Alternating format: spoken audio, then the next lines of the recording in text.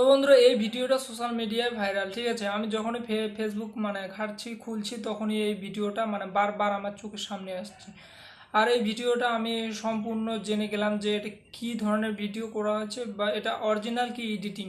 তো বন্ধুরা আমি যেটা দেখলাম এটা কিন্তু এডিটিং, ঠিক আছে। তো এরকম ভিডিও আমিও এডিট করতে পারি, আমার ভাইও এডিট করতে পারে। তো বন্ধুরা তাই বলে এরকমটা ভাইরালটা করা ভালো হয়নি। মানুষ ভিউজের লোভে কত কি করছে জানি না। তো বন্ধুরা একটা কথা বলতে চাই, এই বাচ্চাটা কেউ কেউ বলছে যে এই বাচ্চাটা এই ভেসে গেছে, ভেসে এসেছে, কোথা থেকে কোথায় এসেছে। তো বন্ধুরা এই যে আমি আজকে তোমাদের একটা দেখাবো যে স্ক্রিনে যে ভিডিওটা তোমরা দেখতে পাবে সেটা হচ্ছে একটা এডিটিং, বাচ্চাটাকে সাজিয়ে সাজুগুজু করে ভিডিও করার জন্য একটা পুকুরে তাকে নামিয়েছে, ঠিক আছে। তো তারপর সেই বাচ্চাটাকে আহ, ওরা ভিডিও করেছে। তারপর সেই ভিডিওটা এখন বন্যা, আমরা জানি যে বাংলাদেশে এখন প্রচুর হারে বন্যা হচ্ছে। তো সেই ভিডিওটা এখন আপলোড করে দিয়েছে ইউটিউবে হোক বা ফেসবুকে হোক।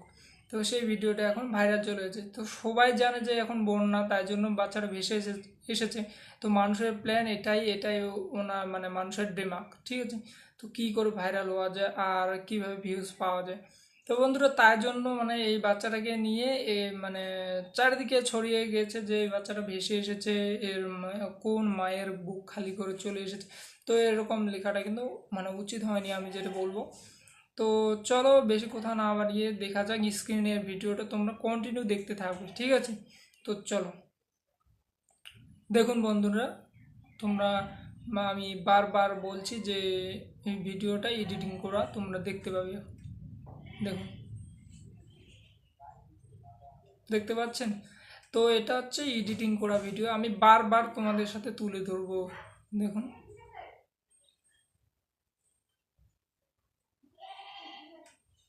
যে এডিটিং করেছে তাই ভাবছি যে তাকে একটা অন্য কোনো সারপ্রাইজ দেব।